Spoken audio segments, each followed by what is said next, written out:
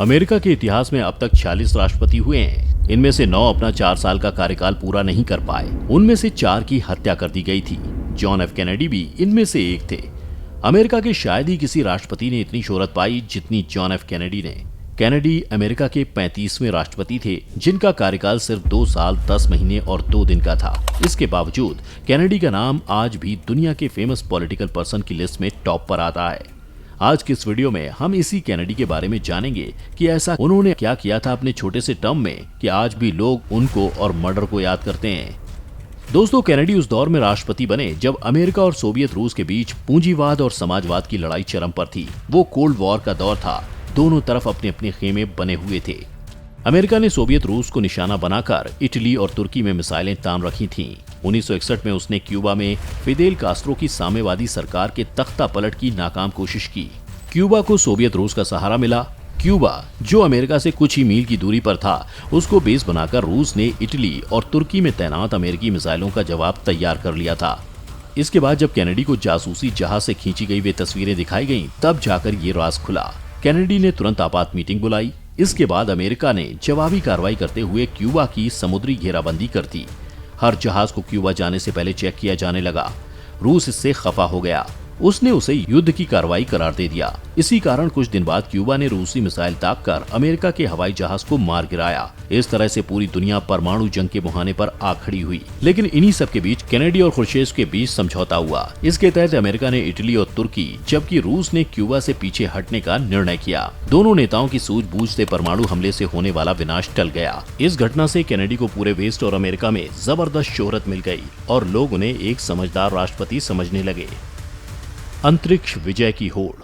अप्रैल 1961 में रूस ने अंतरिक्ष में यूरी गागरिन को भेजकर शुरुआती बढ़त ले ली थी। मई में उसी साल जॉन एफ कैनेडी ने संसद में एक भाषण दिया, जिसमें इस दशक के खत्म होने से पहले अमेरिका को चांद पर आदमी भेजकर वापस सुरक्षित ले आने का लक्ष्य तय किया गया। इस मिशन को उन्होंने सबसे ज्यादा तवज्जो दी। रूस से भी उन्होंने मदद मांगी, पर उस समय के खुर्शेव ने मना कर दिया, क्योंकि रूस अपनी रॉकेट सिस्टम और बाकी तकनीक साझा नहीं करना चाहता था। जिसके बाद वो कैनेडी ही थे जिन्होंने इस प्रोजेक्ट को नई दिशा दी, जिसका रिजल्ट ये रहा कि 1969 में अमेरिका ने चांद पर फतेह पाई। वो कैनेडी काल था। वो हर जगह थे, हर मीडिया कंपनी के चहेते। वो अमेरिकन्स की आवाज थे, अमेरिकी समाज को नई दिशा और ऊर्जा देने वाले। इसके अलावा एक बात और, वे बेहद खूबसूरत थे। महिलाओं में उनके लिए एक अजीब सा आकर्षण था। मर्लिन मुनरो हॉलीवुड की सबसे खूबसूरत एक्ट्रेस में से एक थीं। कैनेडी के साथ उनका रिश्ता भी काफी चर्चा में रहा। बताते हैं कि उनकी पहली मुलाकात एक होटल में हुई, जो व्हाइट हाउस तक आते आते खत्म हुई। एक बार मुनरो ने जैकलीन यानी कि कैनेडी की पत्नी को फोन करके अपने प्यार को कबूल किया था। जवाब में मिसेस कैनेडी ने उन्हें बधाई देते हुए कहा, तुम व्हाइट हाउस में फर्स्ट लेडी बनकर आ जाओ, मैं चली जाऊंगी और तुम्हारी ये सारी परेशानियां दूर हो जाएंगी।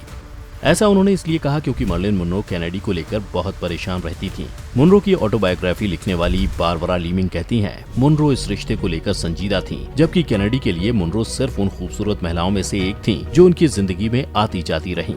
इसके अलावा जूडिथ कैम्पबेल एक्सनर से कैनेडी का रिश्ता 1960 में ही जुड़ गया था, जब वे एक सेनेटर यानी कि वहाँ की संसद की सदस्य थीं।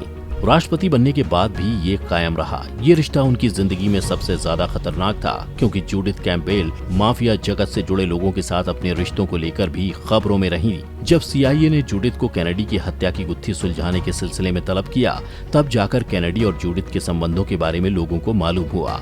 वो कैनेडी के बच्चे की माँ भी थीं। यह कैनेडी का ही जलवा था कि इतने जोखिम लेने के बाद भी उन पर कभी आंच नहीं आई।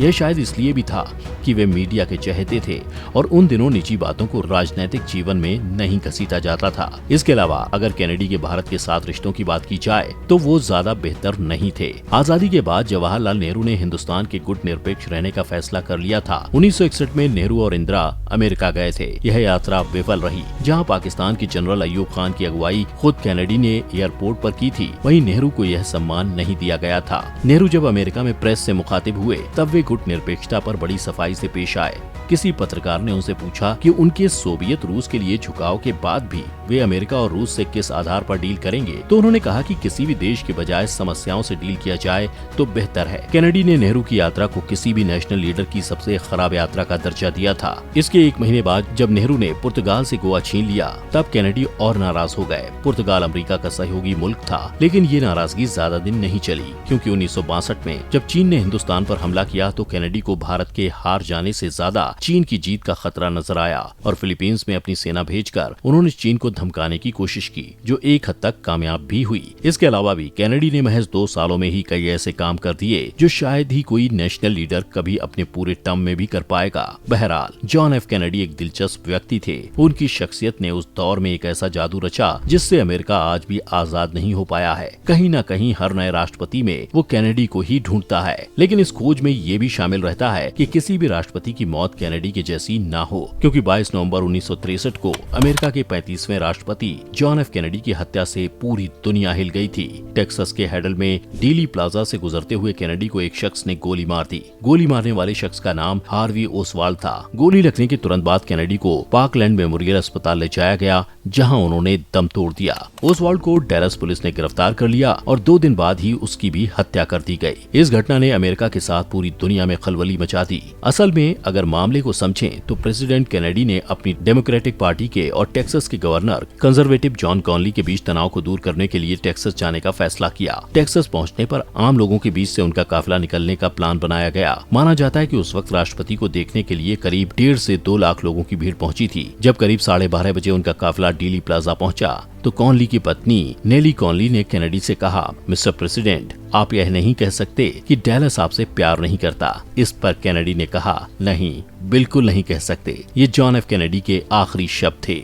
जैसे ही उनका काफिला टेक्सास स्कूल बुक डिपॉजिटरी पहुंचा, उन पर गोलियां चला दी गईं। वहां मौजूद भीड़ ने 3 गोलियों की आवाजें सुनी। केनेडी और जॉन कॉनली को गोली मार दी गई। केनेडी ने कार में ही दम तोड़ दिया, जबकि कॉनली को बचा लिया गया। उधर डीली प्लाजा से कुछ ही दूर हार्वी ओसवाल्ड को एक पुलिस ऑफिसर जेडी टिपिट ने देखा। जब पूछताछ के लिए टिपिट ने ओसवाल्ड को बुलाया तो उसने टिपिट पर गोली चला दी। वहाँ से वो टेक्सास थिएटर में छिपने के लिए भागा, लेकिन वहां के टिकट क्लर्क ने पुलिस को फोन कर दिया। पुलिस ने ओसवाल्ड को गिरफ्तार कर लिया और उसके ऊपर प्रेसिडेंट केनेडी और ऑफिसर टिपिट की हत्या का केस दर्ज किया गया। ओसवाल्ड ने आरोपों को झूठा बताया, लेकिन उसका अपराध या बेगुनाही कुछ भी साबित नहीं हो सकी। घटना के 2 दिन बाद ही जब डैलस पुलिस उसे सिटी जेल से कंट्री जेल ले जा रही थी, उसे Dallas night club owner Jack Ruby ने गोली मार दी। उसे भी पार्कलैंड मेमोरियल ले जाया गया, जहाँ उसकी मौत हो गई। रूबी ने बाद में बताया कि वह केनेडी की हत्या किए जाने से परेशान था और उसने ओसवाल्ड को मार दिया ताकि केनेडी की पत्नी को केस की सुनवाई में जाकर होने वाले दर्द से बचाया जा सके। और इस तरह महज अपने 2 साल के कार्यकाल में केनेडी पूरी दुनिया में भी पहचाने गए